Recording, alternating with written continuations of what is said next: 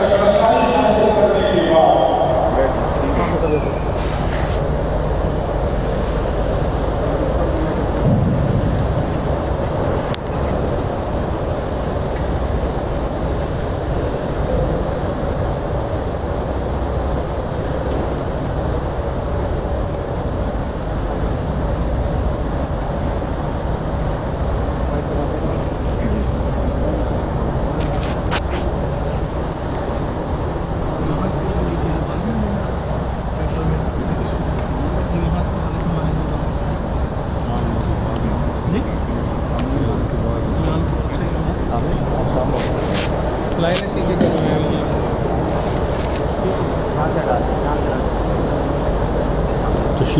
ایک لائن میں آ کے لائن میں بیٹھ جائیے نا، لائن میں بیٹھ جائیے ماشاء اللہ. تشریف رکھیے. ادھر اس کے آگے نا بیٹھے.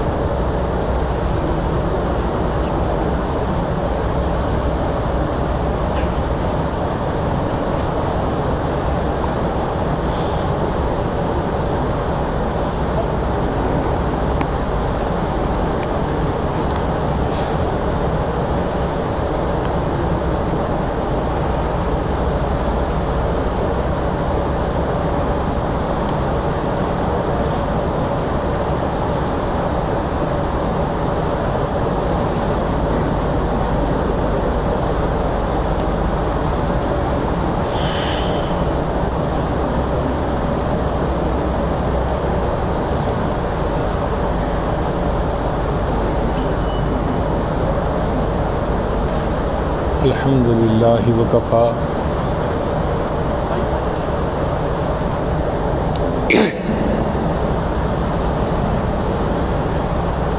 وسلام علی عبادہ الذین اصطفیٰ اما بعد اعوذ باللہ من الشیطان الرجیم بسم اللہ الرحمن الرحیم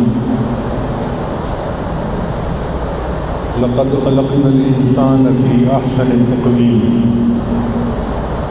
قال الله تعالى في مقام آخر إن الله بالناس لرؤوف رحيم وقال الله تعالى في مقام آخر نبئ عبادي أني أنا الغفور الرحيم سبحان ربك رب العزة عما يصفون والسلام علی المرسلین والحمد للہ رب العالمین اللہم صلی علی سیدنا محمد وعلی آل سیدنا محمد وبارک وسلم. اللہ تعالیٰ نے اپنی مخلوق کو پیدا کیا اور ان میں سب سے زیادہ اشرف انسان کو بنایا، انسان کو فضیلت عطا فرمائی. چنانچہ انسان اشرف المخلوقات ہے اور اللہ نے جسمانی اعتبار سے بھی انسان کو بہترین صورت میں پیدا کیا. اس کا اعتدال، اعضاء کا پرپورشن، خوبصورتی، ہر لحاظ سے انسان باقیوں سے ممتاز ہے. چنانچہ ایک واقعہ کتابوں میں لکھا ہے کہ ایک حاکم وقت اپنی بیوی کے ساتھ اچھے موڈ میں تھا، بیوی کی بہت تعریفیں کر رہا تھا. تو بیوی نے اسے کہا کہ کیا لگے وہ میری تعریفیں کرنے میں، مرد تو ایسے ہی ہوتے ہیں. اس نے آگے سے کہا کہ اگر تو چاند سے زیادہ خوبصورت نہ ہو تو تجھے چلا. اب بات تو کر گیا لیکن بات علماء تک پہنچی تو علماء نے آپس میں اس پر ڈسکشن کی امام شافعی رحمۃ اللہ علیہ جواب دینے کے لیے آئے اور انہوں نے فرمایا کہ میں فتویٰ دیتا ہوں کہ تمہاری بیوی کو طلاق نہیں دی۔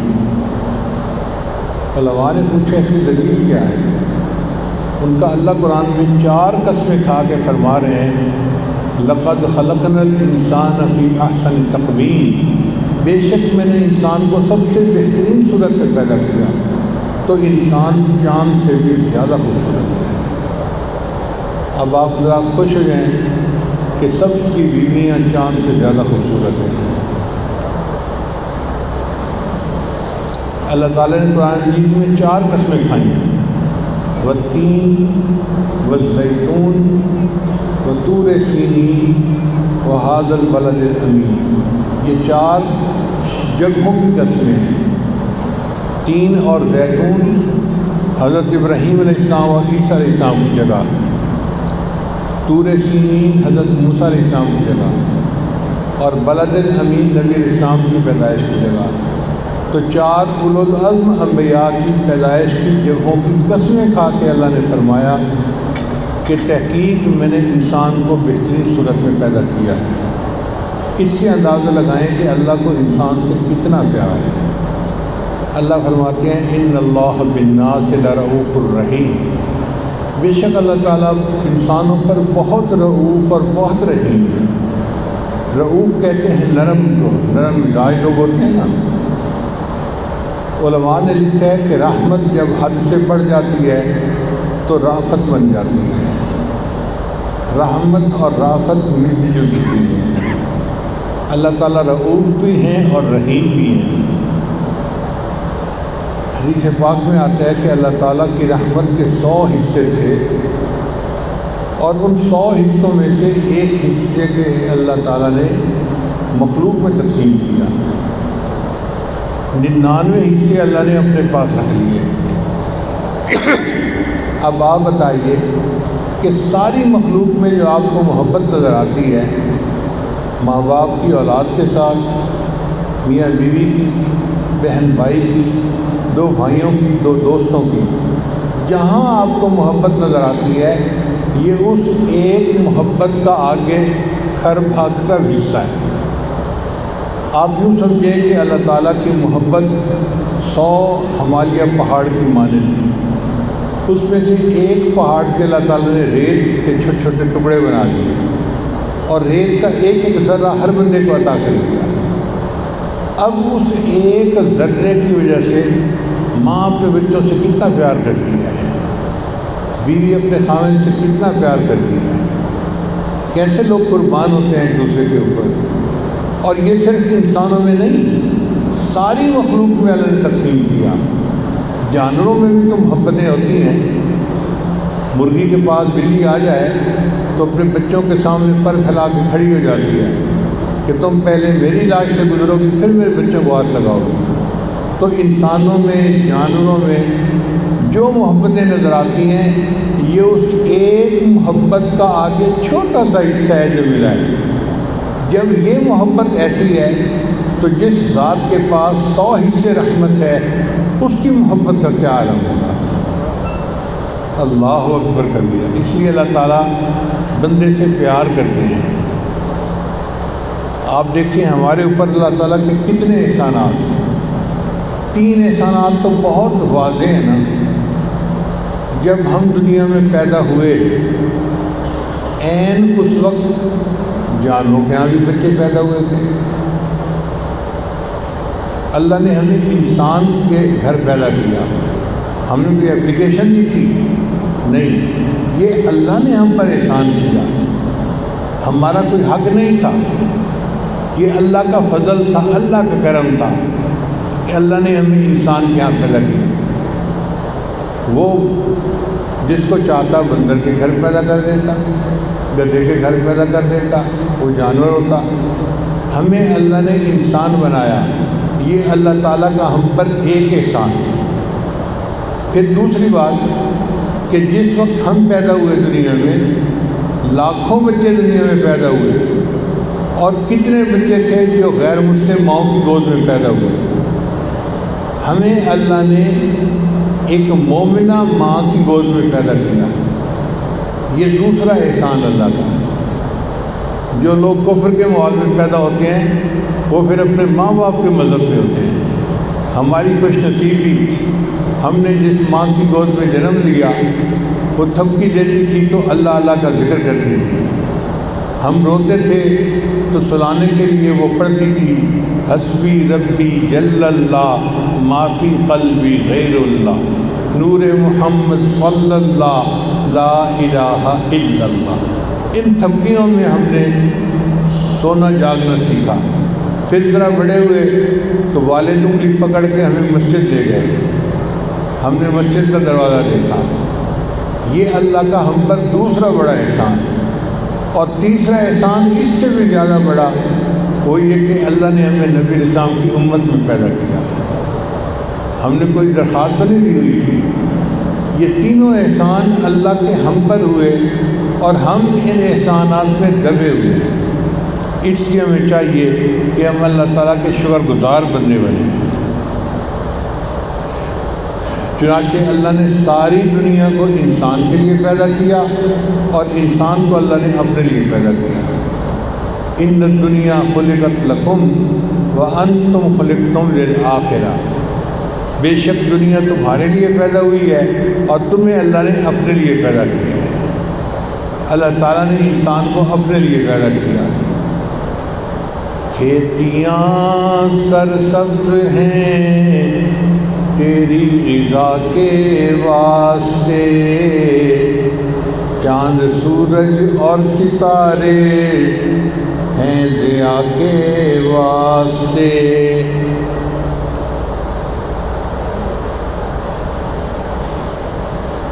بحر و بر شمس و قمر ماء و شما کے واسطے، یہ جہاں تیرے لیے ہے تو خدا کے واسطے۔ سارا جہان انسان کے لیے ہے اور انسان کو اللہ نے اپنے لیے بنایا ہے۔ اللہ کو اپنے بندے سے پیار ہے، محبت ہے۔ اللہ چاہتے ہیں کہ میرے بندے میری پسندیدہ جگہ جنت میں آئیں۔ اللہ نے ایک مہمان خانہ بنایا ہے، جیسے ہم گھروں میں مہمان خانے بناتے ہیں نا، تو اللہ نے بھی مہمان خانہ بنایا ہے اور اس مہمان خانے کا نام ہے جنت۔ تو اللہ تعالیٰ کی منشا یہ ہے کہ جس بندے نے کلمہ پڑھا ہے وہ میرے مہمان خانے میں آئے۔ مگر ہمارے پیچھے ایک دشمن لگا ہوا ہے، اس کا نام ہے شیطان، اور ہمارے اپنا نفس جو ہے وہ اس شیطان کے ساتھ سازش کر لیتا ہے اور وہ لوگ ہمیں گناہوں کے راستے پہ لگا دیتے ہیں اور ہم اللہ کو بھول جاتے ہیں۔ مگر پھر بھی اللہ تعالیٰ نے ایسے انتظام کیے کہ میرے بندے تو میرے گھر سے دور بھاگتا ہے، میں تجھے اپنے گھر سے دور نہیں جانے دوں گا، میں تیرے گناہوں کو معاف کروں گا اور بالآخر تجھے جنت پہنچا کے رہوں گا۔ چنانچہ حدیث قدسی ہے، اللہ تعالیٰ ارشاد فرماتے ہیں اے میرے بندے کل یریدک لنفسہ وانا اریدک لک، ہر کوئی تجھ سے اپنے لیے محبت کرتا ہے اور میں تجھ سے تیرے لیے محبت کرتا ہوں۔ ہر ایک کی محبت طمع کی محبت ہے۔ میاں بیوی کی محبت میں طمع، بیوی کو خامن کی ضرورت، خامن کو بیوی کی ضرورت، اولاد ماں باپ کی محبت میں بھی طمع، ماں باپ کو اولاد کی ضرورت، اولاد کو ماں باپ کی ضرورت، استاد شاگرد کی تعلق میں بھی طمع ہے، حتیٰ کہ پیر مرید کی تعلق میں بھی طمع۔ مرید کو طمع ہوتی ہے حضرت میرے لیے دعا کریں گے، مجھے اسباق دیں گے اور میں نیک بن جاؤں گا، اور پیر کے دل میں طمع ہوتی ہے اگر یہ توبہ کر کے نیک بن جائے گا تو میرے سے اللہ تعالیٰ راضی ہو جائیں گے۔ تو طمع تو ہے نا، جو بھی ہے۔ تو دنیا کے ہر تعلق میں آپ کو طمع نظر آئے گی۔ ایک تعلق ہے جس میں طمع نہیں ہے اور وہ ہے اللہ کا تعلق۔ اللہ کو نہ ہماری عبادتوں کی ضرورت ہے، نہ اللہ کو ہماری ثنا کی ضرورت ہے، اللہ کو ہماری کسی چیز کی ضرورت نہیں ہے، وہ غنی ذات ہے۔ تو اللہ اگر بندے سے محبت کرتے ہیں تو یہ بے طمع محبت ہے۔ یاد رکھیے دو محبتیں بے طمع ہیں دنیا میں، ایک اللہ کی محبت بھی بے تما ہے اور ایک نبی علیہ السلام کی محبت بھی بے تما ہے۔ نبی علیہ السلام کو بھی ہمارے درود و سلام سے کوئی درجات نہیں بڑھتے، اللہ نے جو درجات بڑھانے تھے بڑھا دیے۔ اب اگر ان کو شفقت ہے تو ہمارے لیے ہے، اور یہی دو محبتیں اصلی ہیں، اور باقی محبتیں تو پانی کے بلبلے ہیں سارے۔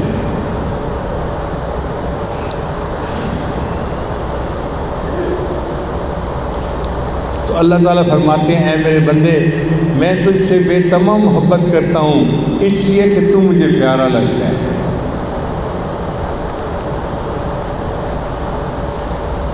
اب بندہ گناہ کر کے اللہ سے دور جاتا ہے، اللہ تعالیٰ اس کو دور نہیں بھاگنے دیتے، اس کے گناہوں کو معاف کرنے کا انتظام کر دیتے ہیں۔ آج آپ نے زور کے بعد حبیب اللہ بیٹے کا بیان سنا، بہت تفصیلی بیان تھا اور بہت خوبصورت بیان تھا کہ اللہ تعالیٰ نے بندے کے گناہوں کو بخشنے کے کیا کیا انتظام کیے۔ ہر انسان کے پاس دو فرشتے ہیں، وَإِنَّ عَلَيْكُمْ لَحَافِظِينَ كِرَامًا كَاتِبِينَ يَعْلَمُونَ مَا تَفْعَلُونَ۔ تو نیکی کا فرشتہ الگ ہے، گناہوں کا فرشتہ الگ ہے، اور اس میں اللہ تعالیٰ کی حکمت دیکھیے کہ اللہ نے نیکی کے فرشتے کو افسر بنا دیا اور گناہ لکھنے والے فرشتے کو ماتحت بنا دیا۔ اب بندہ نیکی کا ارادہ کرتا ہے تو نیکی والا فرشتہ فوراً ایک نیکی لکھ لیتا ہے۔ بندے نے نیکی کی نہیں ہے، ارادہ کیا میں مسجد میں جا کے نماز پڑھوں گا، ارادہ ہے، نیکی لکھ لی گئی۔ اور جب وہ بندہ نیکی کرتا ہے تو اس کی نیکی کے بدلے فرشتہ 10 نیکیاں لکھتا ہے۔ من جاء بالحسنۃ فلہ عشر امثالہا، اللہ نے قانون بنا دیا، ایک نیکی کرے گا ہم 10 بدلہ دیں گے۔ اس کے بالمقابل وہ بندہ گناہ کا ارادہ کرتا ہے تو گناہ والا فرشتہ نیکی والے فرشتے سے NOC مانگتا ہے کہ اس نے گناہ کا ارادہ کیا، میں گناہ لکھ لوں۔ وہ کہتے ہیں گناہ کیا تو نہیں نا؟ نہیں کیا تو نہیں۔ کہتے ہیں تجھے کیا جلدی پڑی ہوئی ہے؟ حتیٰ کہ وہ بندہ گناہ کر لیتا ہے تو فرشتہ پوچھتے ہیں اب تو اس نے گناہ کر لیا، وہ کہتے ہیں تجھے جلدی کیا ہے؟ ہو سکتا ہے یہ بندہ ندامت محسوس کرے، شرمساری محسوس کرے، توبہ کر لے تو گناہ لکھنے کی ضرورت ہی پیش نہ آئے۔ 6 پہر تک، یعنی دن کے 4 پہر ہوتے ہیں، دن رات کے 8 پہر ہوتے ہیں، آپ سمجھیں کہ پورا دن اور آدھی رات وہ فرشتہ انتظار کرواتا ہے۔ اگر وہ بندہ 6 پہر تک توبہ نہیں کرتا تب وہ NOC دیتے ہیں اچھا بھی لکھ لے، تو تب گناہ لکھا جاتا ہے۔ تو گناہ کتنی مشکل سے انٹر کیا جاتا ہے اور نیکی فوراً لکھ دی جاتی ہے۔ حدیث پاک میں آتا ہے کہ جب مومن سو جاتا ہے تو اس وقت تو وہ عمل کوئی نہیں کر رہا ہوتا، تو نیکی والا فرشتہ ہر نیکی کے بدلے اس کے 10 گناہوں کو مٹانا شروع کر دیتا ہے تاکہ گناہ نامے اعمال میں آئیں ہی نہ، لکھے ہی نہ جائیں، ظاہر ہی نہ ہوں۔ پھر اس کے بعد اللہ تعالیٰ نے مچھلیوں کے ذمہ لگایا کہ تم ایمان والوں کے لیے استغفار کرو، بلوں کے اندر چیونٹیوں کو کہا کہ تم استغفار کرو، ہوا کے پرندوں کو حکم دیا کہ تم استغفار کرو۔ تو مومن کے لیے مچھلیاں، چیونٹیاں اور پرندے استغفار کرتے ہیں کہ یہ میرا بندہ غافل ہے، یہ استغفار نہیں کر رہا کہ گناہ بخشا جائے، تو چلو اس مخلوق کے استغفار کو میں سبب بنا کے ان کے گناہ معاف کر دوں گا۔ دیکھو یہ آؤٹ آف دی وے جا کے فیور ہے یا نہیں ہے؟ اللہ کے لیے تو کوئی چیز آؤٹ آف دی وے نہیں ہے، سمجھنے کے لیے بات کر رہے ہیں کہ اللہ تعالیٰ کی رحمت تلی ہوئی ہے، میں نے بندوں کے گناہ معاف کرنے ہیں، تو اللہ نے مخلوق کو لگا دیا کہ تم استغفار کرو، اور میں کہوں گا یہ استغفار کر رہے ہیں میرے اس بندے کے لیے، چلو میں بندے کے گناہ معاف کر دیتا ہوں۔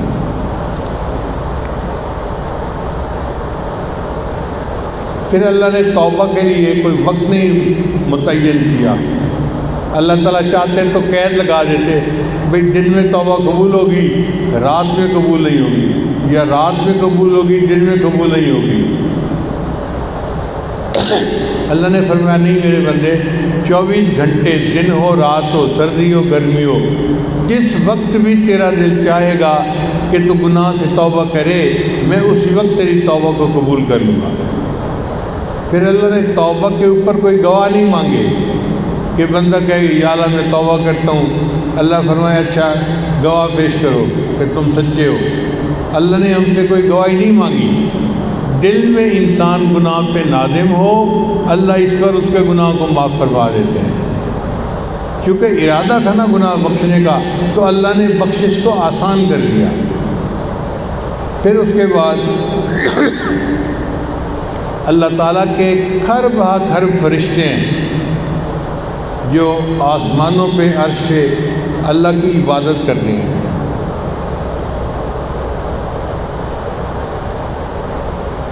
اللہ تعالیٰ نے ان فرشتوں کے ذمہ لگایا، وہ مومنوں کے لیے استغفار کرتے ہیں۔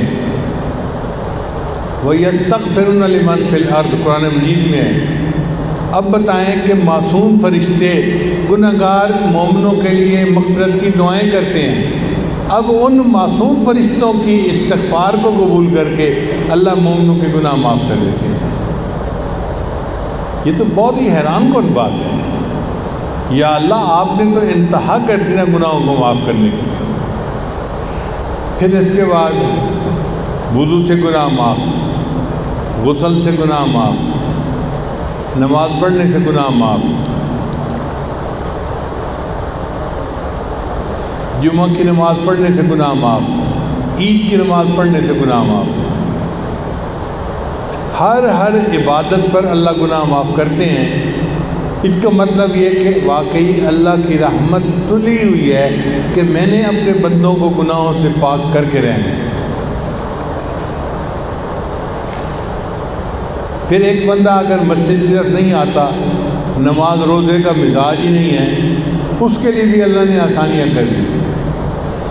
فرمایا کہ اگر کوئی دوسرے مسلمان بھائی کو مسکرا پر ملے، اس پر بھی اس کے گناہ معاف ہو جاتے ہیں کہ یہ خندہ پیشانی سے ملا ہے اس کے ساتھ۔ اب ایک دوست دوسرے دوست کو مسکرا کے تو ملتا ہی ہے نا، اس پہ بھی گناہ معاف۔ کسی نے راستے میں تکلیف دہ چیز پڑی تھی، اس کو اٹھا کے ایک طرف کر دیا، اس پر بھی اس کے گناہ معاف۔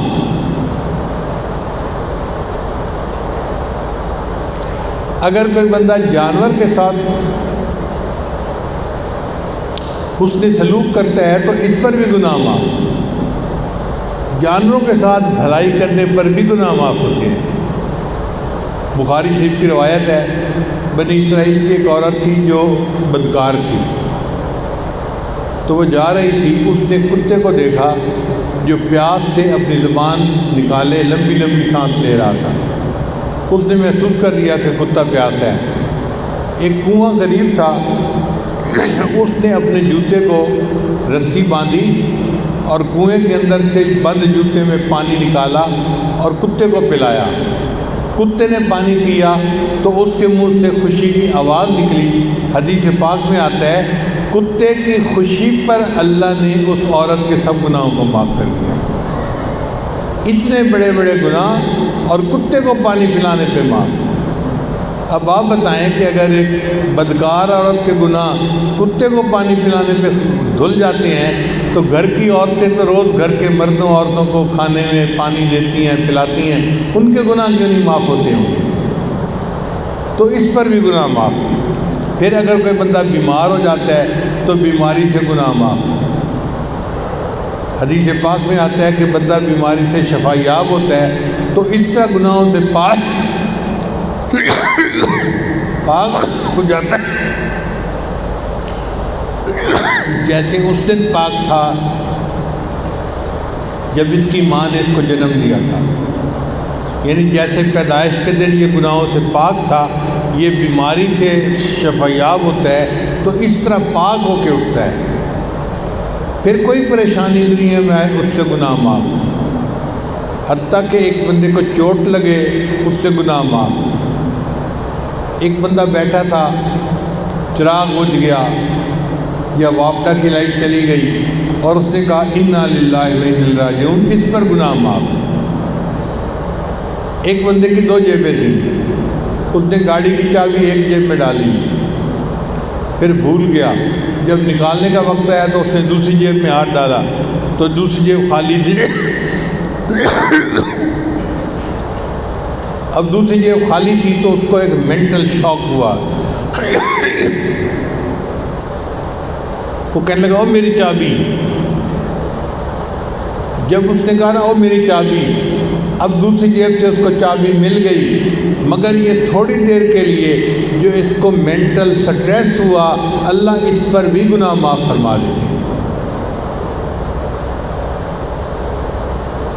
اگر گھر کا چراغ بجھنے پر کسی کے گناہ معاف ہوتے ہیں، تو اگر کسی کے عزیز و اقارب میں کوئی فوت ہو جائے اور وہ اس پر صبر کرے، اس پر کتنے گناہ معاف ہوتے ہوں گے۔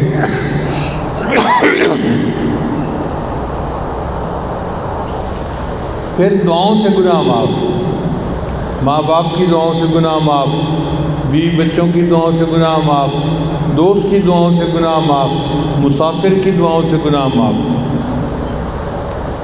حتیٰ کہ ایک مومن جو نماز پڑھتا ہے وہ سارے مسلمانوں کے لیے پوری دنیا میں جہاں کہیں ہیں استغفار کرتا ہے، اللہم اغفر لی وللمؤمنین والمؤمنات والمسلمین والمسلمات، تو اس کی نماز پر ساری دنیا کے گناہگار مسلمانوں کے گناہ معاف ہوتے ہیں۔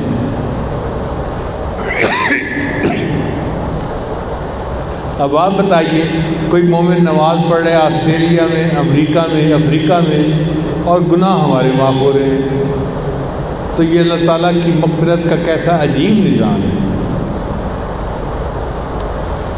پھر اگر ایک بندہ غافل ہے، نیکی بھی نہیں کرتا، نمازیں بھی نہیں پڑھتا، حدیث پاک میں آتا ہے کلمہ پڑھتے پڑھتے اس کے بال سفید ہو گئے، اللہ فرماتے ہیں مجھے سفید بالوں سے حیا آتی ہے، میں سفید بالوں بندے کے گناہوں کو معاف فرما دوں۔ اور ایک بندے کی عمر اگر 90 سال ہو گئی، حدیث مبارکہ میں آتا ہے اللہ تعالیٰ فرشتوں کو کہتے ہیں میرے اس بندے کی خطاؤں کو معاف کر دو اور اس کی نیکیوں کو قبول کر لو، اور اپنے رشتہ داروں میں یہ جس کی شفاعت قبول کرے گا میں اس کی شفاعت بھی قبول کر لوں گا۔ تو دیکھیں اللہ تعالیٰ نے بندے کے گناہوں کو معاف کرنے کا کتنا اچھا انتظام کیا۔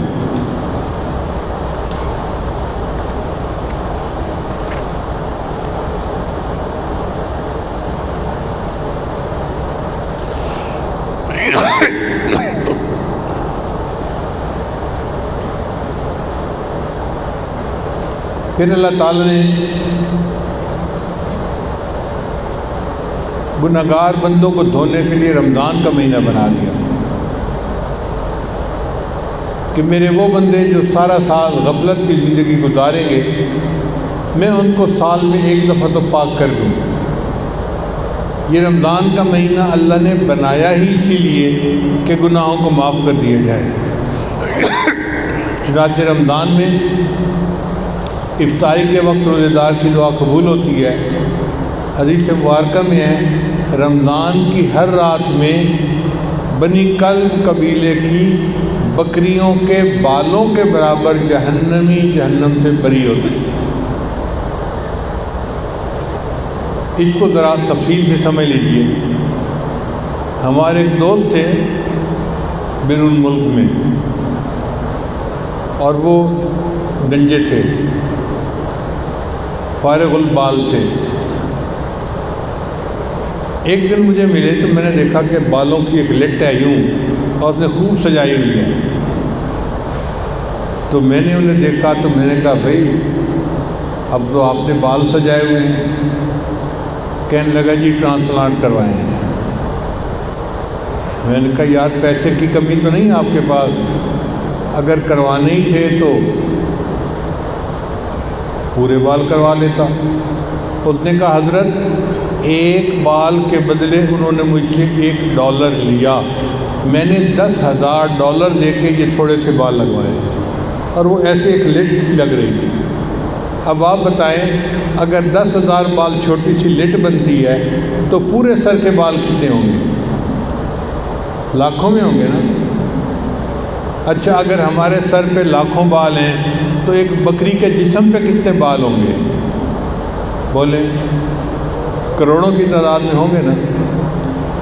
اگر ایک بکری کے جسم پر کروڑوں بال ہیں تو ایک قبیلہ تھا مدینہ میں جو بکریاں پالنے میں مشہور تھا، ہر گھر والوں کے پاس 1000-1500 بکریاں ہوتی تھیں۔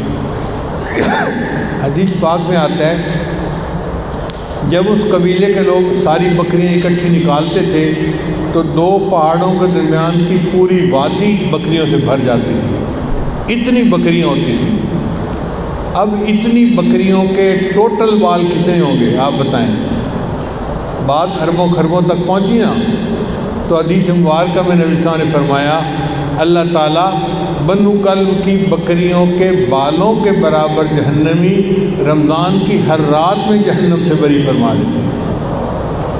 اللہ اکبر کبیرہ، اللہ اکبر کبیرہ۔ اور یہ کس لیے کہ اے میرے بندے تو مجھے بہت پیارا لگتا ہے، میری رحمت تل چکی ہے تجھے بخشنے کے لیے، تو گناہ کرتا پھر رہا ہے، میں معاف کرنے میں کمی نہیں کروں گا۔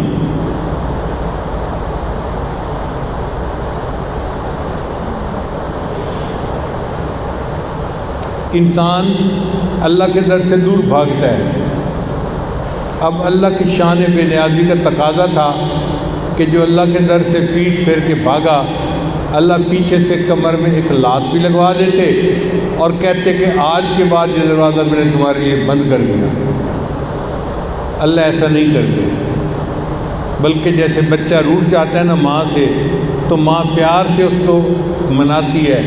بچے اماں سے راضی نہیں، اماں سے ناراض نہیں ہوا کرتے، بیٹے ماما سے نہیں ناراض ہوتے، پیار سے سمجھاتی ہیں۔ اللہ تعالیٰ بھی وہی پیار کا انداز اختیار کرتے ہیں، فرماتے ہیں یا ایھا الانسان ما غرک بربک الکریم، اے انسان تجھے تیرے کریم پروردگار سے کس چیز میں دھوکے میں ڈال دیا؟ تو کیوں میرے در سے دور جا رہا ہے؟ میں تو تیرا انتظار کر رہا ہوں، تو لوٹ کے میری طرف واپس آ، میرے دروازے کو کھلا پائے گا۔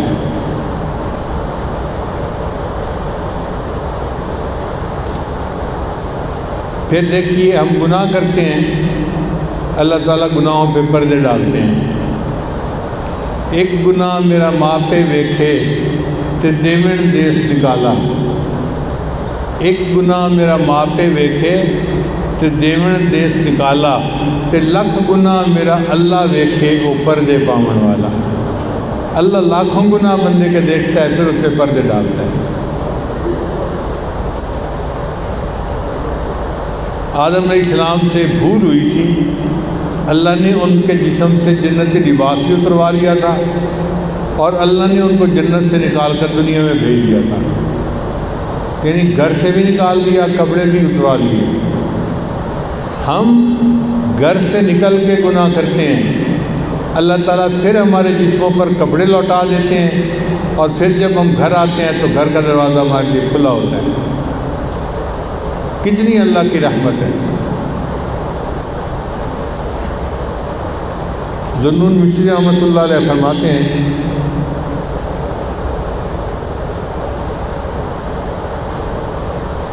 کہ میں دریا کے کنارے جا رہا تھا، میں نے دیکھا کہ ایک بچھو دریا کی طرف جا رہا ہے۔ میں نے سنا ہوا تھا کہ بچھو تیرنا نہیں جانتا، ڈوب جاتا ہے پانی میں، تو میں حیران کہ بچھو پانی کی طرف کیوں جا رہا ہے۔ میں نے دیکھا تو پانی کے اندر ایک کچھوا جو ہے نا وہ بیٹھا تھا، کھڑا تھا۔ یہ بچھو گیا اور کچھوے کی پیٹھ کے اوپر بیٹھ گیا۔ اب کچھوے نے دوسرے کنارے کی طرف تیرنا شروع کیا۔ کہتے ہیں میرے پاس ٹائم فارغ تھا، میں نے سوچا کہ میں دیکھتا ہوں کہ یہ بچھو کہاں جاتا ہے۔ کچھوے نے اس کو دوسرے کنارے جا کے اتار دیا۔ بچھو نے تیز ایک طرف بھاگنا شروع کر دیا۔ وہ کہتے ہیں میں نے ایک لاٹھی اٹھا لی، لکڑی، کہ اگر موقع ہوا تو میں بچھو کو مار دوں گا. اور میں بھی بچھو کے پیچھے پیچھے اس کو دیکھتا ہوا چل رہا تھا. میں نے دیکھا کہ بچھو ایک آدمی کی طرف جا رہا ہے جو درخت کے نیچے سویا ہوا ہے. تو میں سمجھا کہ یہ بچھو اس کو کاٹے گا جا کے. لیکن میں مینٹلی تیار تھا کہ یہ اس بندے کے قریب پہنچے گا تو کاٹنے سے پہلے میں بچھو کو مار دوں گا. وہ کہتے ہیں کہ ابھی میں بندے کی طرف جا رہا تھا کہ میں نے دیکھا کہ ایک سانپ آ رہا تھا اس بندے کو کاٹنے کے لیے. سانپ زہریلا تھا.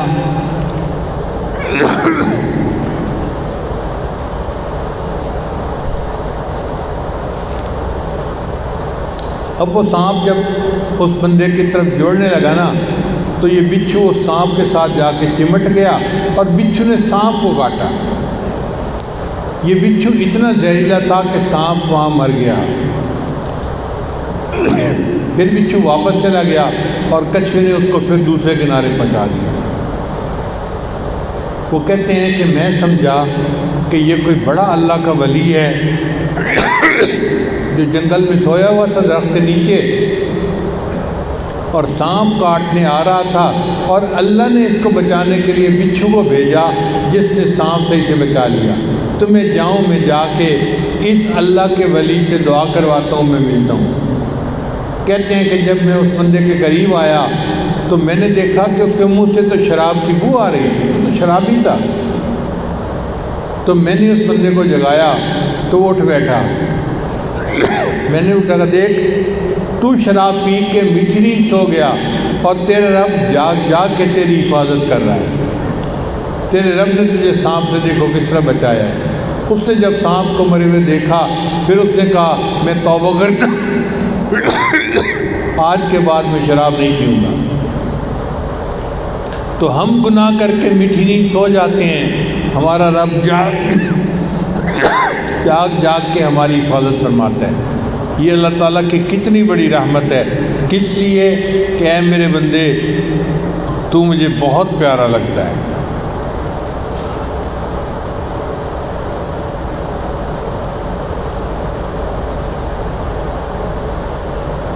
پھر مومن کو جو سکرات موت کے وقت جو تکلیف ہوتی ہے وہ ہوگی اس پر اس کے گناہ معاف.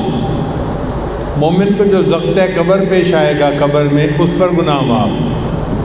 پھر مومن کو قیامت کے دن کی جو دہشت محسوس ہوگی, گرمی ہوگی قیامت کے دن کی, اس پر بھی گناہ معاف. پھر قیامت کے دن اس کی شفاعت کریں گے. قرآن شفاعت کرے گا, یا اللہ یہ دنیا میں میری تلاوت کرتا تھا, اللہ قرآن کی شفاعت کو قبول کر کے اس کو معاف کر دیں گے. روزہ شفاعت کرے گا, الصیام والقرآن یشفعان, اللہ روزے کی شفاعت قبول کر کے بندے کو معاف کر دیں گے. پھر اگر کسی گھر میں کوئی حافظ بچہ ہے یا بچی ہے وہ شفاعت کریں گے اور ان کی وجہ سے اللہ 10 دوزخیوں کو جنت عطا فرما دیں گے. پھر اگر کسی گھر میں کوئی عالم ہے تو عالم کی شفاعت بھی اللہ 400 بندوں کی شفاعت کریں گے, وہ قبول فرمائیں گے اور ان کو جنت عطا فرما دیں گے. حتیٰ کہ جنتی شفاعت کریں گے اور اللہ تعالیٰ گناہ گاروں کو معاف فرما دیں گے. جب سب جنتی شفاعت کر لیں گے پھر نبی علیہ السلام کی باری آئے گی. نبی علیہ السلام شفاعت فرمائیں گے امت کی, اور نبی علیہ السلام کی شفاعت پر اللہ تعالیٰ گناہ گار امتیوں کو معاف فرما دیں گے.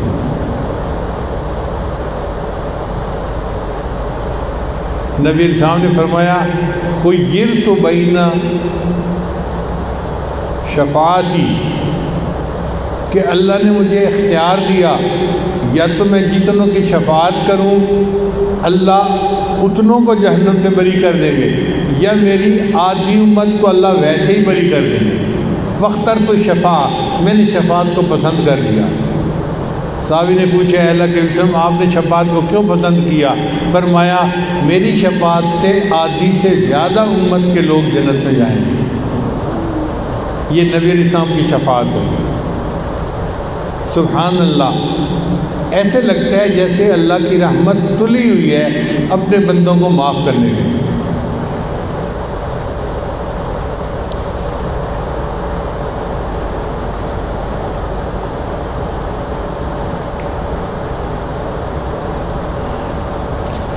اللہ تعالیٰ نے فرمایا وَلَسَوْفَ يُعْطِيكَ رَبُّكَ فَتَرْضَىٰ، اے میرے محبوب میں آپ کو قیامت کے دن اتنا دوں گا کہ آپ بس کریں گے، آپ راضی ہو جائیں گے۔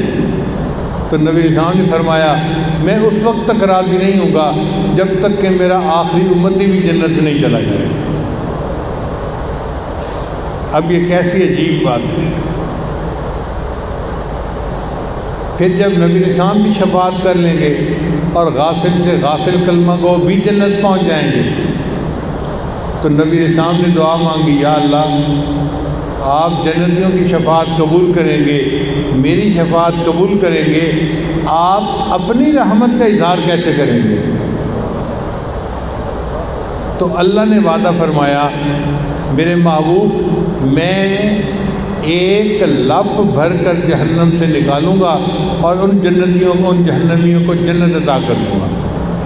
لپ کہتے ہیں یوں کر کے کوئی چیز اپنی لے لی جائے۔ اب دیکھیں میں اگر لپ بھروں نا اور گندم کے دانے ہوں تو کئی ہزار دانے تو میری لپ میں آ جائیں گے، چھوٹی سی لپ ہے۔ اور اگر وہ جو مرغہ مشین کی لپ ہوتی ہے تو لاکھوں دانے تو اس میں آ جائیں گے۔ اب اگر ایک مرغہ مشین کے اندر لاکھوں دانے آ جاتے ہیں تو اللہ کتنے بڑے ہیں اور اللہ کی لب کتنی بڑی ہوگی۔ اس کا مطلب یہ کہ کھرب لوگ ایک لب بھرنے سے جہنم سے نکال کے جنت عطا کریں گے۔ پھر نبی علیہ السلام نے دعا مانگی کہ یا اللہ اور مہربانی فرمائیں۔ اللہ نے وعدہ کیا میں 2 لپیں بھر کے نکالوں گا۔ پھر نبی علیہ السلام نے دعا مانگی تو اللہ نے وعدہ کیا میرے محبوب صلی اللہ علیہ وسلم میں 3 لپیں بھر کر نکالوں گا جن کا شفاعت کرنے والا کوئی بھی نہیں ہوگا، اور میں ان کو بھی نکال کے جنت عطا کروں گا۔ اب آپ بتائیں پیچھے کون کلمہ گو جہنم میں بچے گا؟ کوئی بچے گا ہی نہیں، سارے جنتی ہوں گے۔ قیامت کے دن اللہ کی رحمت کا اتنا ظہور ہوگا۔ قاری طیب رحمۃ اللہ فرماتے ہیں کہ ایک وقت آئے گا کہ شیطان بھی سر اٹھا کے دیکھے گا شاید میری بھی بخشش ہو جائے۔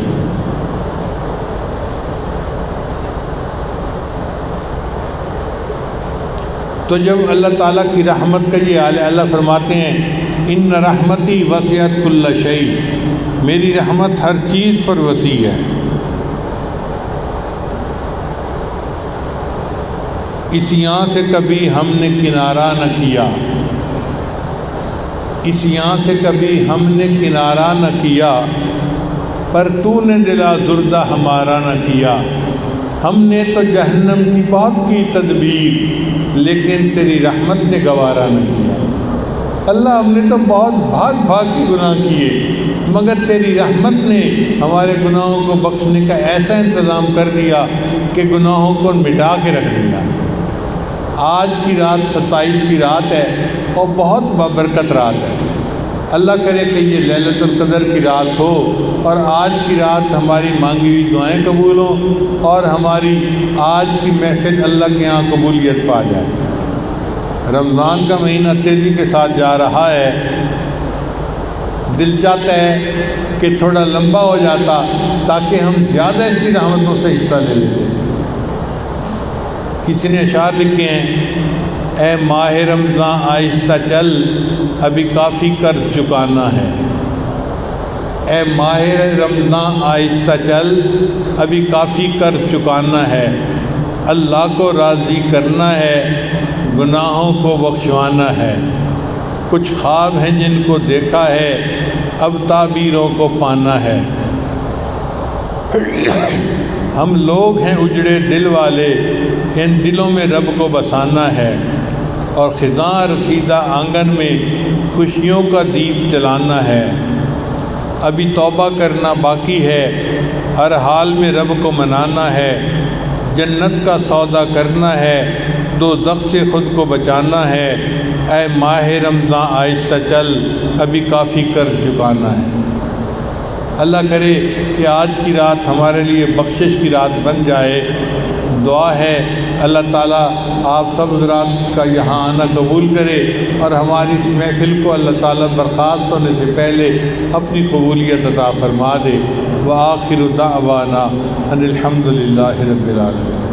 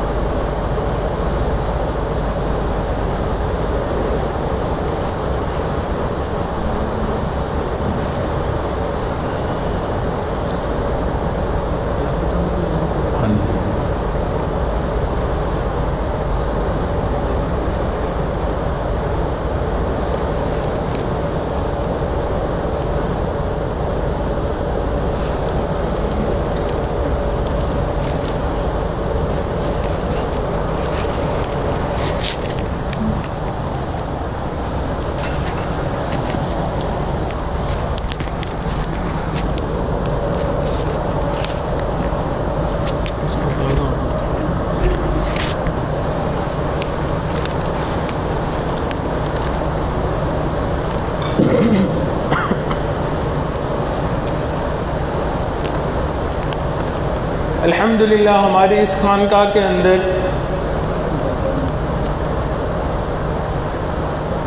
کئی سالوں سے حضرت دامت برکاتہم عالیہ محنت فرما رہے ہیں، اور صرف اس ملک میں ہی نہیں بلکہ بیرون ملک میں بھی ہزاروں نہیں لاکھوں لوگوں نے خوب فائدہ اٹھایا اور الحمدللہ دین کی محنت کر رہے ہیں، اس کے اوپر لگے ہوئے ہیں۔ اور جو بندہ دین کی محنت پہ آتا ہے اللہ رب العزت اس کی محنتوں کو رائے گاہ نہیں جانے دیا کرتے۔ یہ ایک چراغ سے دوسرا چراغ جلایا جاتا ہے، اور صدیوں سے محنت جاری ہے اور یہ قیامت تک جاری رہے گی۔ ایک چراغ دوسرے کو جلاتا ہے، دوسرا تیسرے کو جلاتا ہے، اور اس طرح سینکڑوں نہیں ہزاروں نہیں لاکھوں چراغ جل جاتے ہیں۔ اسی طرح یہ جو نسبت کا نور ہے یہ ہمارے اکابرین کے ذریعے سینہ بسینہ چلتا آیا، ہمارے حضرت دامت برکاتہم عالیہ تک پہنچا، اور الحمدللہ ہزاروں لوگ حضرت سے اس کا فائدہ اٹھا رہے ہیں اور آگے دین کا کام کر رہے ہیں۔ آج بھی اس مجمع کے اندر چند خوش نصیب لوگ ایسے ہیں جن کو حضرت دامت برکاتہم عالیہ کی طرف سے اجازت و خلافت کی بشارت دی جا رہی ہے۔ میں ان کا نام لوں گا، ان حضرات سے درخواست ہے کہ وہ ایک ایک کر کے آگے تشریف لے آئیے۔ سب سے پہلے خوش نصیب حضرت مولانا عبدالواحد صاحب شور کوٹ سے ہیں۔ یہ محتمم اور بانی ہیں مدرسہ بحر العلوم شور کوٹ کے، استاد الحدیث ہیں جامعہ عثمانیہ شور کوٹ کے اندر، بنین میں ترمذی شریف اور مشکات شریف پڑھا رہے ہیں، اور بنات میں بخاری شریف پڑھا رہے ہیں۔ تقریباً 40 سال کے عرصے سے یہ درس و تدریس سے وابستہ ہیں، خانقاہ میں اکثر تشریف لاتے ہیں، اور ان کی عاجزی بے مثل و بے مثال ہے۔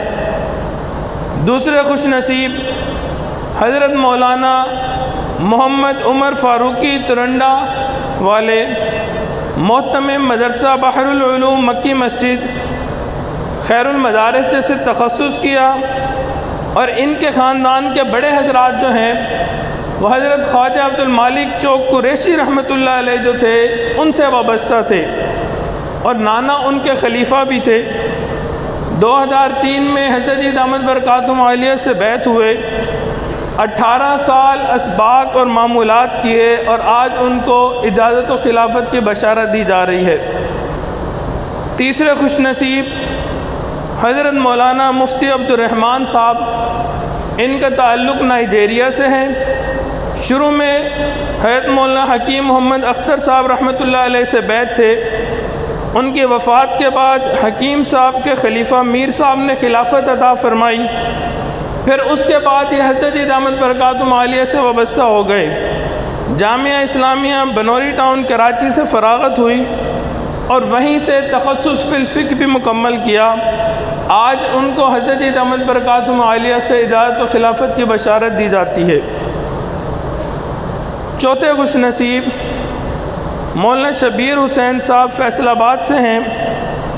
درجہ اولیٰ میں مہد میں داخلہ کیا اور یہیں سے دورہ حدیث بھی مکمل کیا۔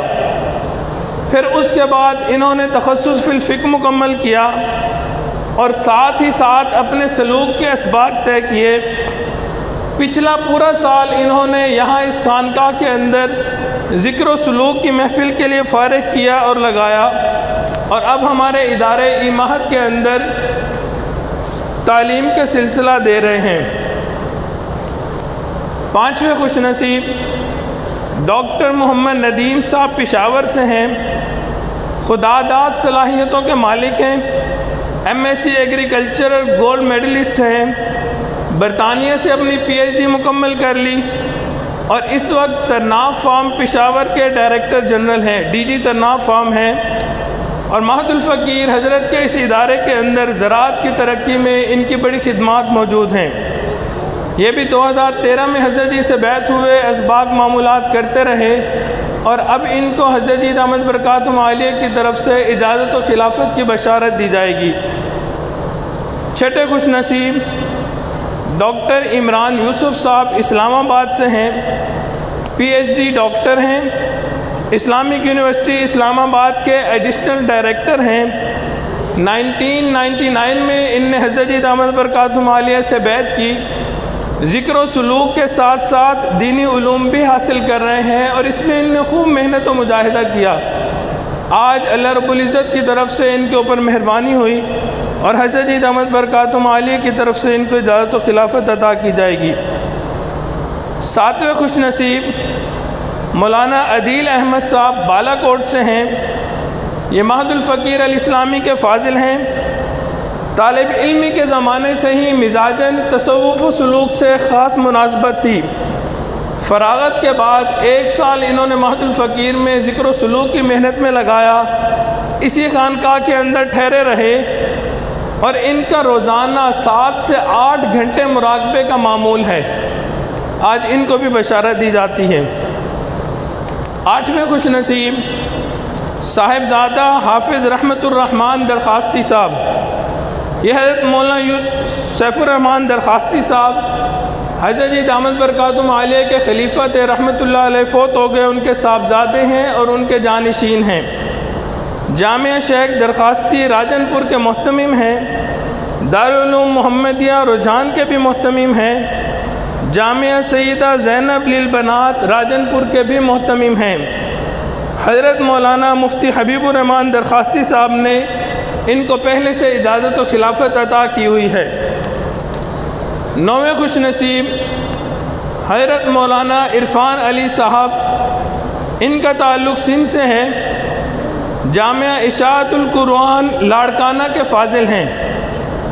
کئی سال مسلسل شکارمور پہ پڑھاتے رہے، پچھلے سال تدریس چھوڑ کے اس خانقاہ کے اندر آ کے بیٹھ گئے اور ایک پورا سال ذکر و سلوک کی محنت کے اندر لگایا۔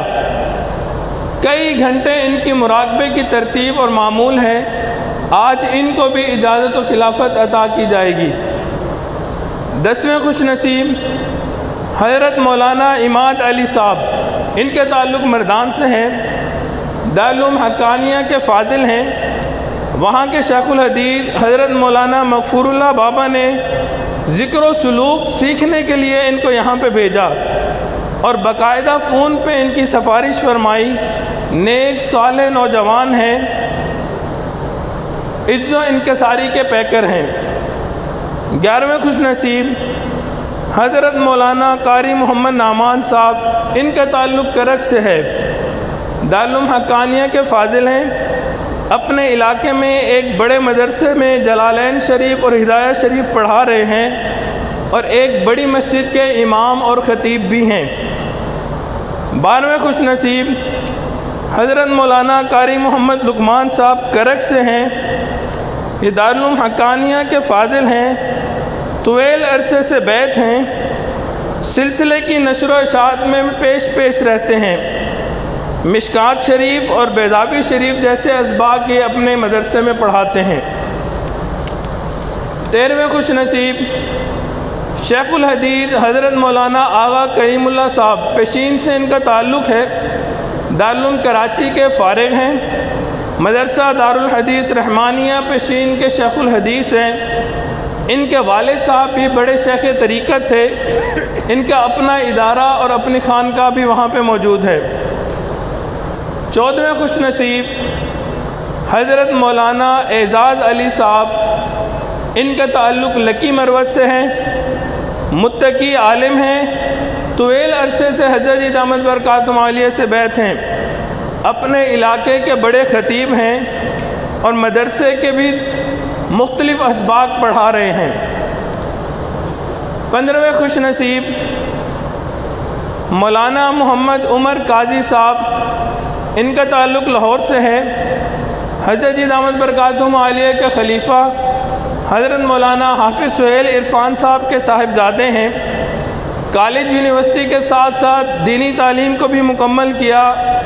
پچھلے سال یہ معہد الفقیر الاسلامی میں تشریف لے کے آئے۔ بچپن ان کا سارا امریکہ کے اندر گزرا اور یہاں پہ رہ کے انہوں نے پچھلے سال دورہ حدیث مکمل کیا اور حضرت جی دامت برکاتہم عالیہ کی خدمت میں اور صحبت میں وقت گزارا۔ آج ان کو بھی اجازت و خلافت کی خوشخبری دی جاتی ہے۔ 16ویں خوش نصیب ڈاکٹر محمد مہران صاحب، ان کا تعلق بھی سندھ سے ہے، MBBS ڈاکٹر ہیں اور ساتھ ہی ساتھ درس نظامی کی تعلیم کو بھی مکمل کیا۔ الحمدللہ یہ ہماری خانقاہ کا ایک اعزاز ہے کہ آپ کو علماء بھی نظر آئیں گے اور دنیاوی تعلیم یافتہ بھی نظر آئیں گے، یعنی ایک وقت میں میڈیکل کی تعلیم بھی حاصل کرتے رہے اور ساتھ ہی ساتھ دین کی تعلیم بھی حاصل کی اور عالم بن گئے، اور حضرت جی سے ان کی محبت ضرب المثل ہے۔ طبیعت میں عاجزی اور انکساری اللہ رب العزت نے عطا فرمائی ہے، ان کو بھی آج اجازت و خلافت عطا کی جائے گی۔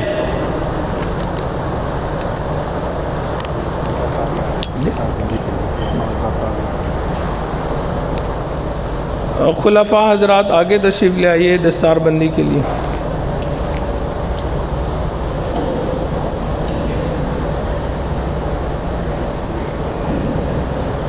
چند حضرات ہیں زیادہ نہ آگے۔